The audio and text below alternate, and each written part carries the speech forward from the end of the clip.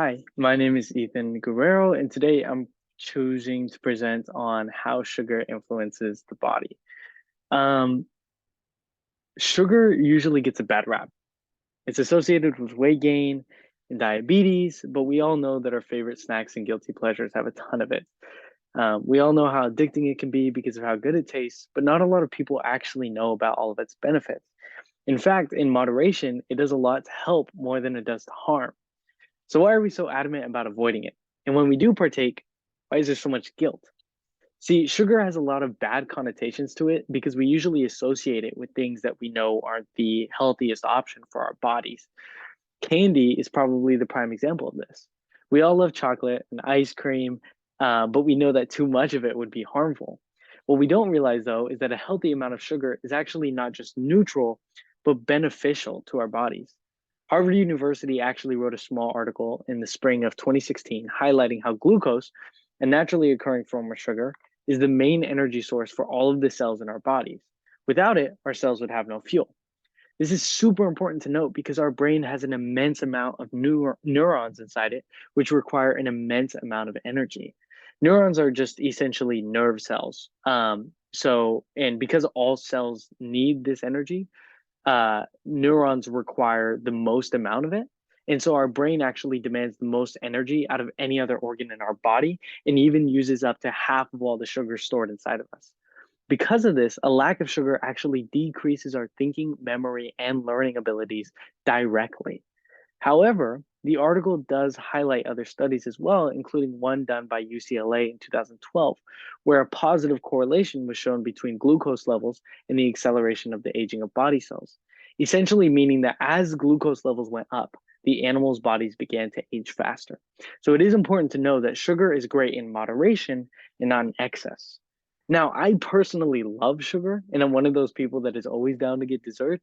I love boba drinks as well, and those are always packed with like copious amounts of sugar. But I'm also someone who values physical health and fitness a lot. I go to the gym 6 times a week and I track everything that goes into my body.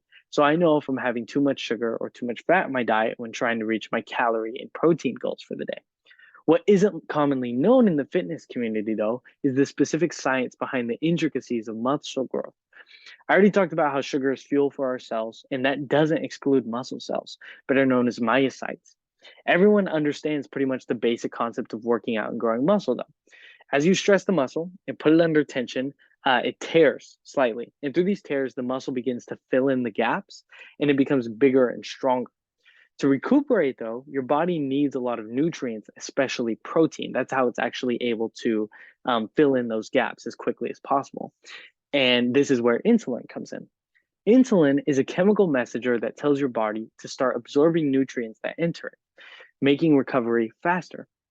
And what do you think activates and rises your levels of insulin? Sugar. Everything you eat is converted straight into blood sugar, which tells your pancreas to start releasing insulin so that all those nutrients can be utilized where they're needed most, like stressed muscles. So, eating sugar after a workout helps your body quite a bit, but there are different kinds of sugars that work better than others. An article by Naked Nutrition gives a really quick and broken down explanation of the different kinds of sugars and where they come from. Fructose comes from fruits and honey. Galactose comes from milk and dairy. Glucose from honey, fruits and vegetables. Lactose from milk and dairy products. Maltose comes from barley. Sucrose from plants. And xylose comes from like wood and straw. But all of them are actually converted into glucose once they enter the body. So, intaking glucose directly is the best and fastest way to activate your insulin. But sucrose is also very fast acting. Everything else works, but doesn't have as fast of an effect, which is why it's important to know what your post workout meals consist of so you can recover your body as fast as possible and as best as possible.